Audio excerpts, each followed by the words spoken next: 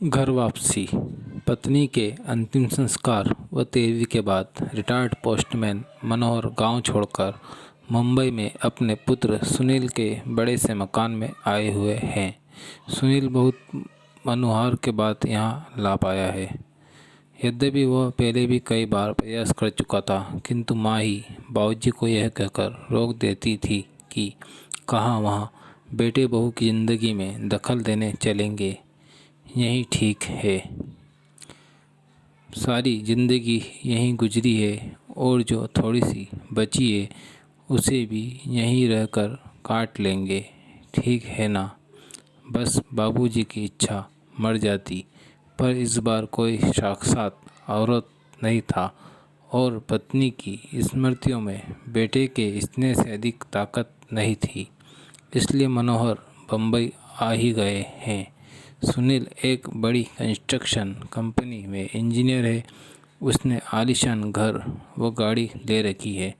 घर में घुसते ही मनोहर ठिठक कर रुक गए। गुदगुदी मेड पर पैर रखे ही नहीं जा रहे हैं। उनके दरवाजे पर उन्हें रुका देखकर सुनील बोला, आइए बाबूजी, अंदर आइए। बेटा, मेरे गंदे पैरों से यह कालीन गंदी तो नहीं हो जाएगी? बाबूजी, आप उसकी चिंता ना करें। आइए, यहाँ सोफे पर बैठ जाइए।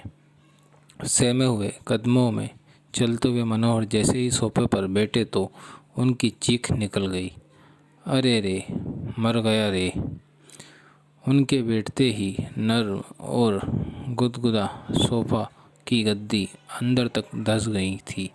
इससे मनोहर चीख पड़े थे।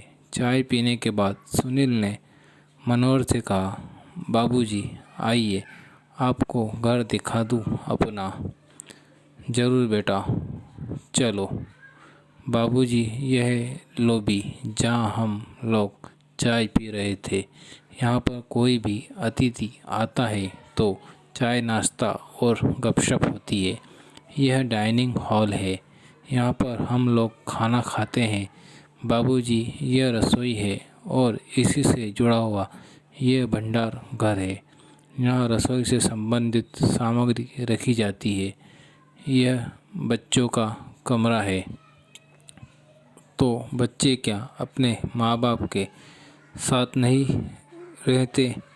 बाबूजी, ये शहर है और शहरों में मुंबई है। यहाँ बच्चे को जन्म से ही अकेले सोने की आदत डालनी पड़ती है। माँ तो बस समय समय पर उसे दूध पिला देती है और उसके शेष कार्य आया आकर कर जाती है। थोड़ा ठहरकर सुनील ने आगे कहा, बाबूजी, यह आपकी बहू और मेरे सोने का कमरा है और इस कोने में यह गेस्ट रूम है। कोई अतिथि आ जाए तो यहीं ठहरता है।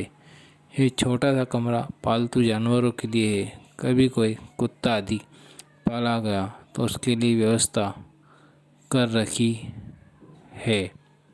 सीढ़ियाँ चढ़कर ऊपर पहुँचे सुनील ने लंबी चौड़ी छत के एक कोने में एक टीन की छत वाले कमरे को खोलकर दिखाते हुए कहा, बाबूजी, यह है घर का कबाड़ खाना। घर की सब टूटी फूटी और बेकार वस्तुएं यहीं पर एकत्र कर दी जाती है और दिवाली होली पर इसकी सफाई कर दी जाती है। ऊपर ही एक बाथरूम और टॉयलेट भी बना हुआ है। मनोहर ने देखा कि इसी कबाड़ खाने के अंदर एक फोल्डिंग चारपाई पर बिस्तर लगा हुआ है और उसी पर उनका झोला रखा हुआ है। मनोहर ने पलटकर सुनील की तरफ देखा, किंतु वह उन्हें वहां अकेला छोड़ सरपट नीचे जा चुका था।